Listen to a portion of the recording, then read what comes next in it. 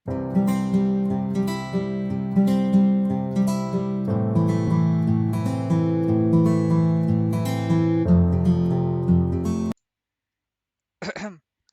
cek mic. Oke, apa kabar guys? Hari ini hari Sabtu, tanggal 22 Januari tahun 2022. Gua akan memulai analisa market untuk minggu yang akan datang, di mana minggu yang akan datang ini akan ada Federal Reserve Meeting ya, atau FOMC yang akan membahas tentang tapering, yang isunya mereka akan tetap mempercepat frekuensi tapering, di mana itu adalah bad news ya buat market aset. Hmm, Seperti yang kita lihat hari ini BTC, saham, dan semua aset yang berharga atau berpairing dengan dolar itu pada turun. Di mana itu mengindikasikan bahwa ada penguatan dolar. Jadi para Federal Reserve ini nggak main-main dengan kata-kata mereka.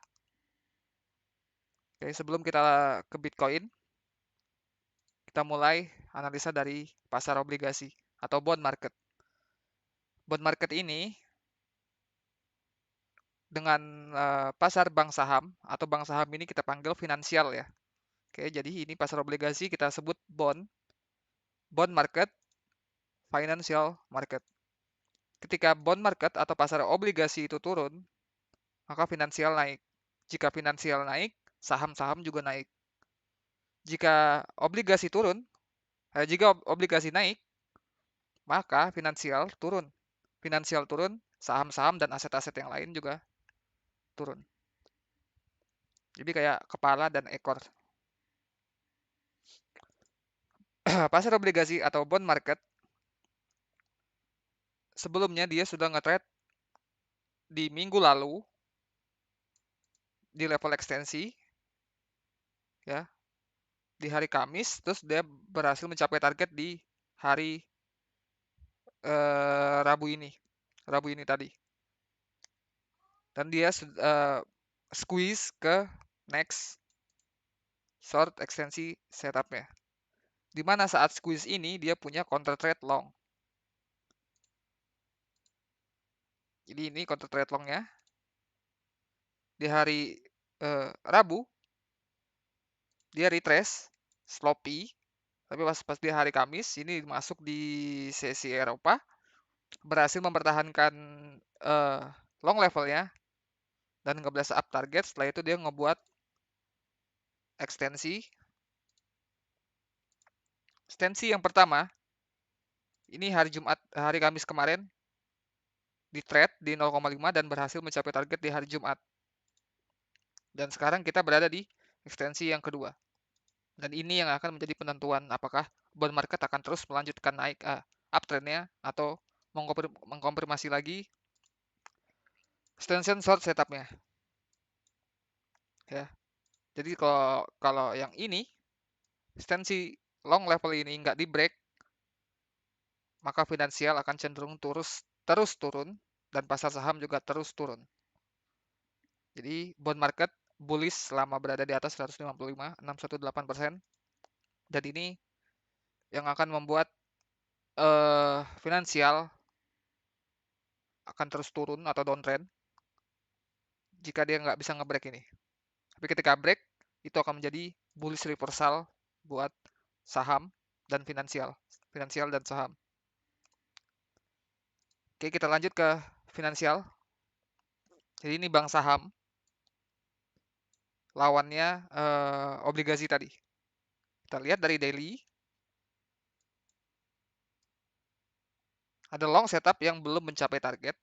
Ya, ini dimana kalau bisa kita sebut ini para Wall Street ya, para investor yang invest di bulan Desember. Dan sekarang ini terjadi kemungkinan profit taking level ya, karena ada minggu depan itu ada pertemuan meeting federal yaitu FOMC. Nah, jadi ini menjadi korelasi dengan bond market, di mana sekarang ada kemungkinan kita punya support level di sini, di mana ya di 0,5-nya nggak ada reaksi ya.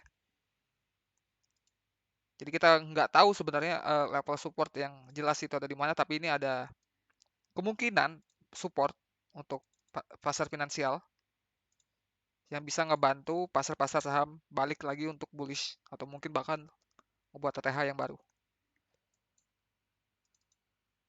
So, yang bisa gue lihat di sini kalau dari tradisional long series ya, selama berada di atas $4.918, pasar saham masih bullish. Jadi ini karena sudah libur ya, kemungkinan ntar ada gap di hari Senin. Entah dia mungkin gapnya di bawah 618 atau kita sudah melakukan reversal. Oke, kita lanjut ke USD Japanese Yen. Jadi dari pasar obligasi dan pasar finansial harusnya sudah tahu ya arah market. Kalau sekarang memang sedang terjadi penguatan dolar. Mana bond market naik, finansial turun. Dan itu bisa mengakibatkan pasar saham, indeks, dan mungkin kripto BTC itu tetap downtrend selama nggak ada reversal dari short dan long setup yang kita lihat dari bond market. Oke, dari forex, dari USD Japanese Yen. Nah, USD Japanese Yen ya, kita lihat atau belajar dari sejarah atau history ya, kita sebut. Di tahun 2020 ke tahun 2021 ya. Di sini ada reversal di mana dari downtrend di 2020 dan uptrend di 2021. Di bulan yang sama, kita punya short setup yang broke dan long setup yang terus berhasil hingga sekarang. Dan sekarang kita berada di uptrend, apakah kita akan mengulang hal yang sama di mana kali ini kita akan melakukan downtrend? Karena di 2021 uptrend. Maybe. Secara price action, kita sudah berhasil nge-trade short setup yang pertama. Sorry, maksudnya belum berhasil, karena belum mencapai target ya. Targetnya berada di $112.803.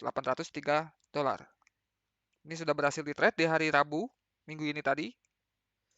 Dan di intraday time frame level ya, juga sudah ada aggressive seller. Di-trade di 0,5 di hari Rabu, berhasil mencapai target di hari Kamis. Sorry, ini di hari Selasa. Hari Rabu mencapai target. Setelah itu dia di-trade di traditional series-nya di hari Rabu dan berhasil mencapai target di hari Kamis. Tradisional lagi. Bahkan belum nyentuh 0,5 ya. Dan ini sudah nge-blast up target di mana ya kita gunakan ini full retracement ya sebagai bearish level atau short setup, next short setup jika kita ingin bergabung dengan tren yang besar ini yang punya target di $112. Jadi untuk USD Japanese Yen bearish selama berada di bawah $114,502. Oke, yang kita lihat sekarang di USD Japanese Yen, kenapa kalau memang USD menguat, kenapa di USD Japanese Yen dolar melemah atau turun? Ini karena yen menguat. Oke, USD memang menguat, tapi yen lebih cepat, lebih kuat dari USD. Bisa dibilang sekarang Japanese yen menjadi mata uang yang paling kuat di dunia setelah USD. So ya, ini namanya carry trade kalau orang-orang finansial sebut carry trade. Kalau kalian nggak tahu apa itu carry trade, silahkan Google. Jadi carry trade itu kayak CARRY trade. Mereka memanfaatkan bunga kalau nggak salah namanya. Bet ya, ini secara teknikal analisa ya, bearish selama berada di bawah $114. Dan ini kemungkinan setup kita untuk minggu depan. Kita lihat di Aussie USD. Aussie USD dari weekly kita punya short setup ya, short setup 0,5 dengan target $0,68223 di sini. Dan ini masih jauh dari target. Dan kita punya daily short setup yang mungkin bisa membawa kita ke target weekly. Ini sudah di trade di 0,5 ya. Ini sudah di trade di 0,5. Dan ini short ini sebelumnya sudah dikonfirmasi karena dia sudah ngebreak varian long. Jadi ini ada long set counter trade longnya berhasil mencapai target, harusnya ngebuat tradisional atau full retracement. Sini. Nah, di sini dia ada reaksi buyer lagi di 0,5. Setelah itu harusnya dia ngebuat tradisional. Dan di sini break. Setelah trend break ini, harusnya kita nge-trade short setup. Nah, ini yang perlu dicatat. Kurensi, ya, kurensi ketika perubahan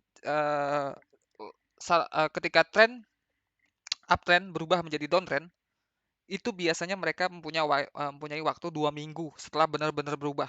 Ya kadang juga ada tetap short yang berhasil di minggu yang pertama langsung berhasil. Tapi pada umumnya biasanya sifatnya mereka punya tendensi untuk ngebuat double top biasanya, termasuk kayak crude oil ya. Jadi mereka lebih suka untuk deep into high sebelum benar-benar melakukan reversal trennya. Di sini di AUSD, walaupun kita nge-break ya, tapi kita balik ke short setup di 0,5 weekly daily, sorry. Dan ini merupakan resisten sebelumnya ya. Jadi ini bisa dilihat ini pattern head and shoulder. Shoulder, head. Ya. So, karena kita tahu sekarang ada penguatan dolar. Oke.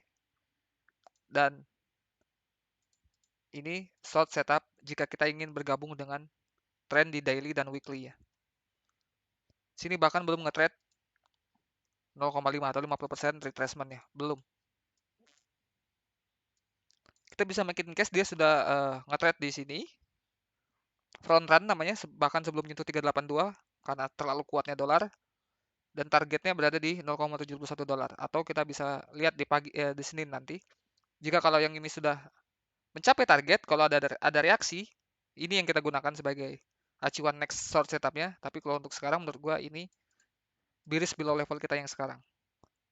Oke, selama berada di bawah 0,72363 dolar bearish untuk Aussie USD, dan ini minggu kedua. Minggu yang benar-benar minggu depan itu bakal jadi minggu kedua yang bakal benar-benar menjadi trend changing menurut gua. Di mana kita bisa join trend yang ada, yaitu downtrend karena USD mau muat sekarang. Kecuali nanti memang ada perubahan mungkin di bond market atau di pasar finansial, mungkin kita bisa cek lagi. Tapi untuk sekarang downtrend.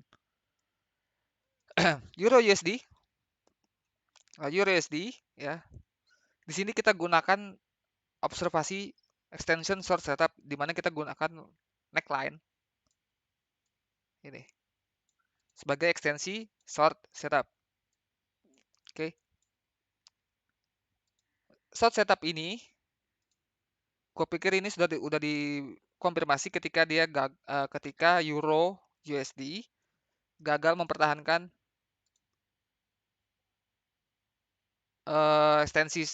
ekstensi long ya, yang ini bisa dilihat setelah itu dia ngebuat short akan di trade 382 ya, dan ngebreak 382, ngebreak tradisional long, dan harusnya kita ngebuat short.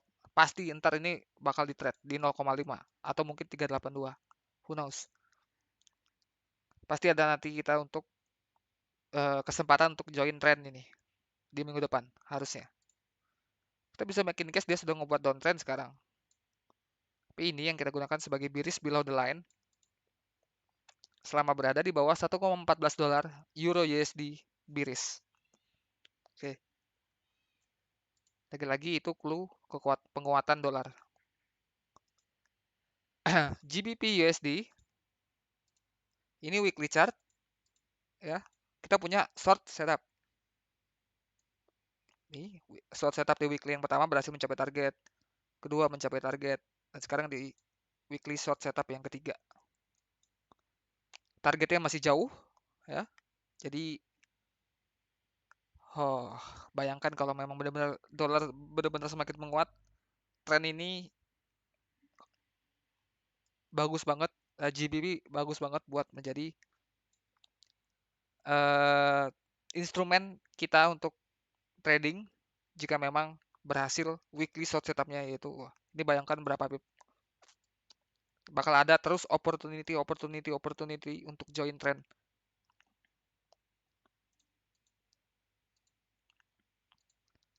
Nah, ini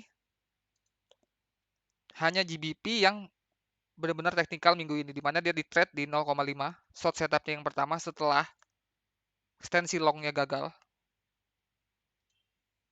Dia trade di 0,5 dan targetnya, ini gua hapus dulu, 1,35321 dolar. Oke. Kalau memang kita bakal dikasih kesempatan untuk join trend ini, yaitu di sini.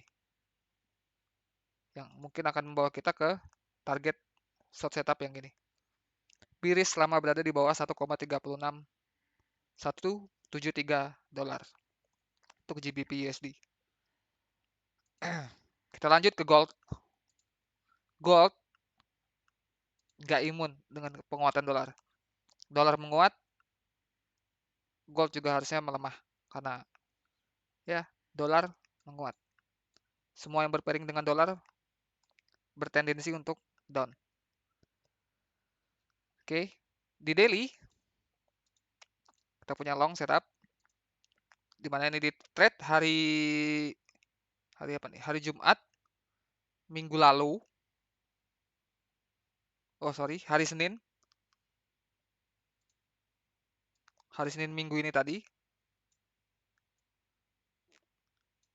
Nah, dari hari Senin itu, jadi gini, gold itu partisipasi dari gold itu biasanya mereka selalu buka posisi di hari Senin dan hari Selasa.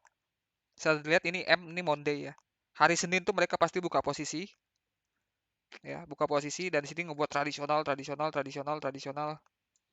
ya, tradisional. Di sini tradisional front run di 382 berhasil. Nah, mereka taking profit selalu di hari Jumat, ya, selalu di hari Jumat. Di hari Senin yang ini tadi mereka buka short, ya, hari Senin short. Setelah itu hari Rabu dia nge-trade long yang ini. Hari Senin ini tadi. Dia buka posisi hari Senin dan Selasa. Taking profit di hari di hari Jumat seperti biasa. Apa yang kita expect nanti di hari Senin? Kemungkinan trade setup yang mana bakal di trade antara tradisional ya atau full retracement ya. Jadi kita gunakan yang full retracement sebagai bullish above line kita.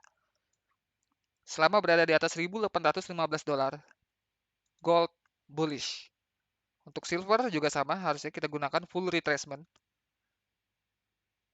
Tapi ingat ya, untuk silver itu kalau ini udah berkali-kali gue sebut, gold bullish, silver lebih bullish. Gold bearish, silver lebih bearish. Biasanya dia selalu trade di 382. Kan di sini kemungkinan ekstensi. Oke. Jadi ini bullish above line kita untuk silver. Selama berada di atas 22,9 dolar, silver bullish. Oke. Kita lanjut ke market, indeks dan saham. S&P 500 dan mungkin Nasdaq habis ini. Untuk nge-trade indeks saham S&P 500, saham-saham yang lainnya atau Nasdaq, kita selalu gunakan VIX sebagai leading indicator. Nah, VIX sudah nge-break short setup daily-nya. Ini benar-benar pertanda tidak baik untuk market saham, termasuk semua volatile aset, termasuk BTC. Ya. Yang gua observasi dari history, dari sejarah, ya. Resistance level yang ini gua tandai pakai trendline.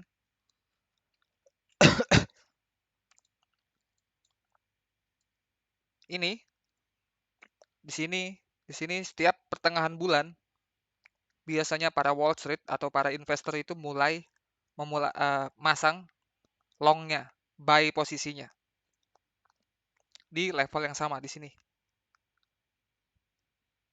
Oke.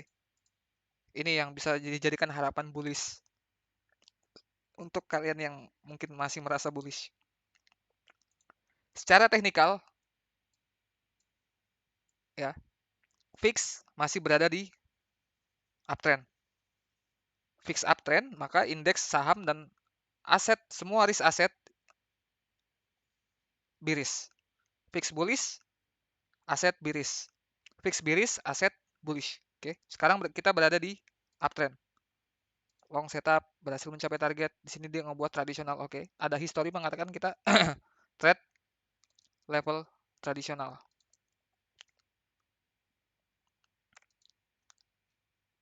Mungkin ini lebih jelasnya kita pakai kontrak bulan kontrak yang paling baru ya, Februari. Ini lebih jelas menurut gua levelnya. Jadi Senin kemarin, Senin minggu ini tadi, para Wall Street itu sudah nge-short, mereka long fix dan nge-short indeks dan saham di hari Senin. Berhasil mencapai target, setelah itu dia ngebuat tradisional ke di sini. Ya, ya. Di sini dia sudah ngebuat ekstensi level.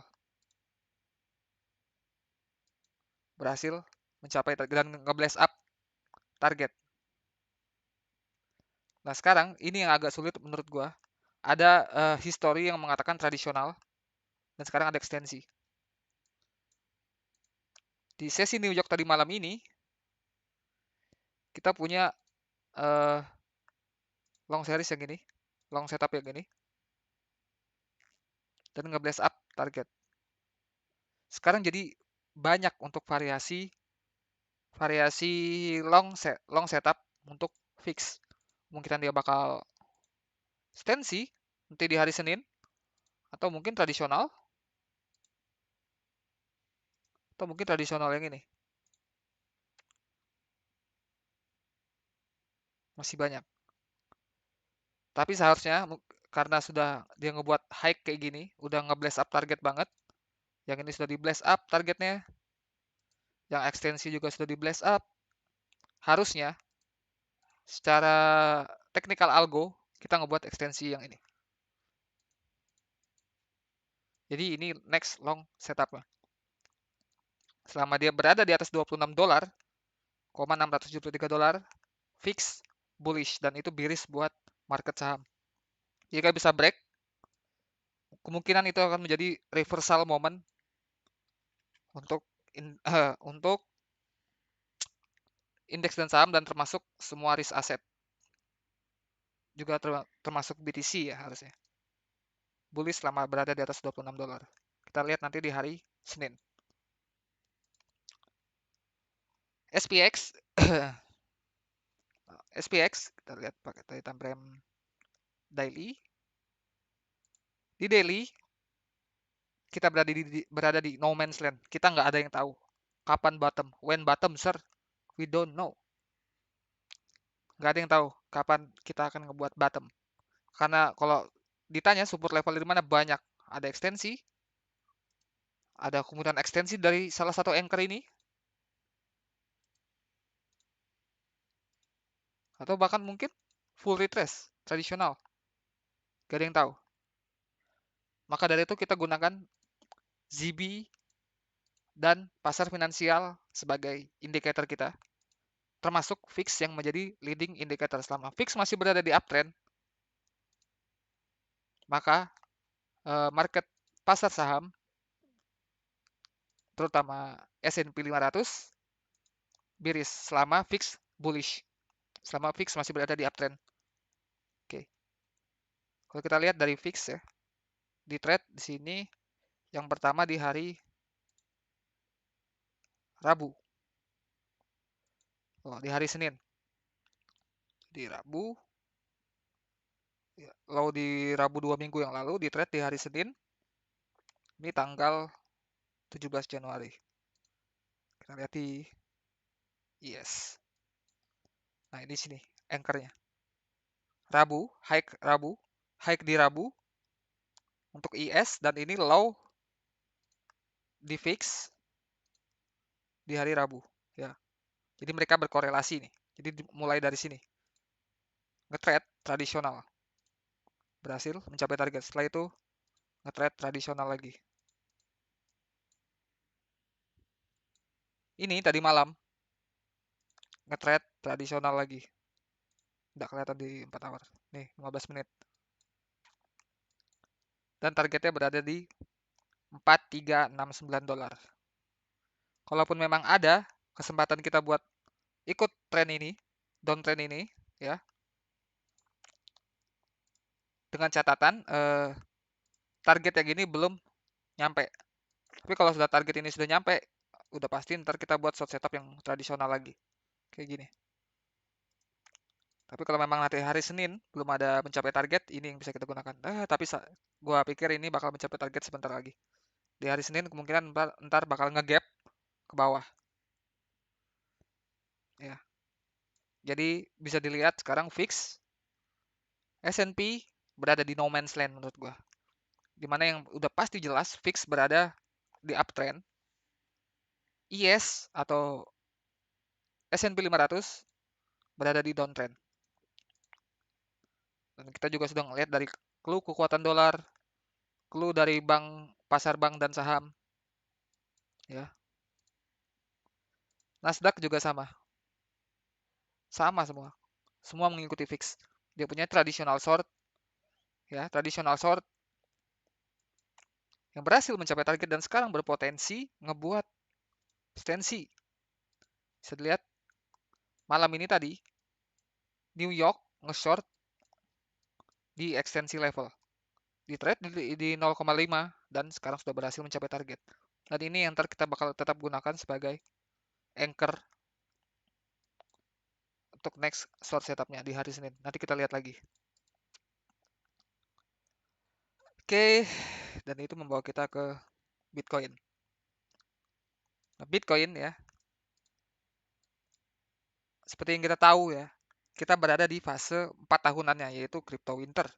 Di mana 4 tahun lalu juga terjadi hal yang sama. Ketika pasar market saham turun, anjlok, Bitcoin anjlok juga. Pasar saham rata-rata paling turun 20-30%. Sedangkan eh, Bitcoin bisa turun sampai 80%. Kalau hal itu terjadi lagi, kalau turun sampai 80%, bahkan Ethereum itu turun sampai 97%. Kita bisa berada di bawah 15K kalau 80%. Apakah akan terulang lagi? Nggak ada yang tahu. Tapi itu yang dituliskan oleh sejarah. Ya, benar-benar sama sekarang situasinya. Sekarang yang gue lihat, BTC nge-trade traditional short, ya, setelah dia gagal long setup weekly-nya. Sini gagal, long setupnya gagal, 618 di break, dan dia nge-trade di sini di benar-benar level Fibonacci yang sangat-sangat agresif di 382. Dan pagi ini berhasil mencapai target. Bisa dilihat di situ ada profit taking level reaction.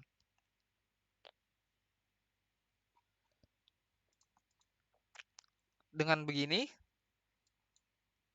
kita punya variasi next short setup, yaitu tradisional atau full retracement. Dan yang full retracement kita gunakan sebagai acuan untuk bearish below level kita. Jadi BTC selama berada di bawah 56,173 ribu dolar, BTC bearish dan akan masih berada di fase crypto winternya. Sekarang yang ada di pasti yang ada di benak kalian yaitu when bottom, sir. Jawabannya nggak ada yang tahu. Nggak ada yang tahu. Saya hebat-hebatnya analisa, nggak ada yang tahu. Yang perlu kita ketahui sekarang ya, kalau kita tarik VIP dari 0,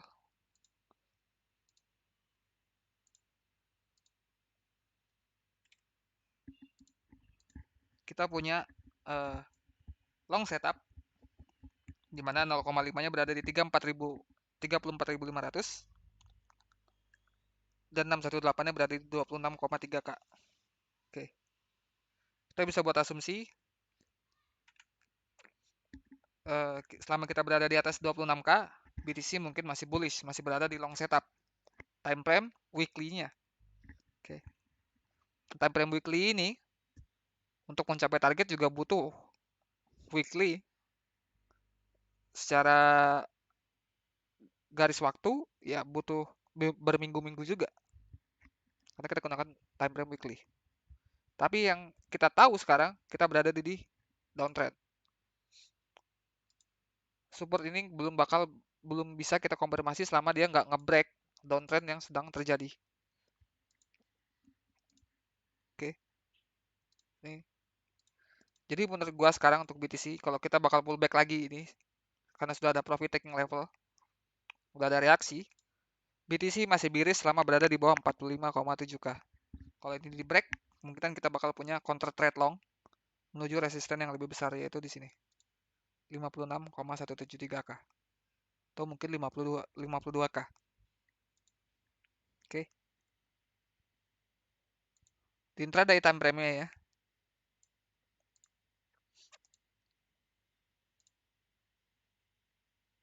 Mungkin ini setup yang sedang bermain. Jadi di sini tadi udah ada profit taking level yang short setup daily-nya dan profit taking level di intraday time frame-nya. Di 4 hour lah, bukan intraday sih. Ya, ini sudah ada reaksi. Seharusnya next slot setup-nya yaitu kalau dari daily yaitu yang ini full retracement, kemungkinan ntar bakal agresif seller lagi nih kayak. Itu paling nggak di 0,5. Kalau memang break ya, kita punya long setup setelah itu. Untuk squeeze ke next short resistance. Oke, gua rasa ini cukup untuk video hari ini. Untuk analisa yang akan datang di minggu depan. Jika ada yang bingung, silahkan tanyakan di Discord atau di komen. Jika merasa terbantu dengan video ini, silahkan share video ini kepada teman-teman lain yang mungkin tertarik dengan analisa ini. Sekian, selamat pagi, terima kasih.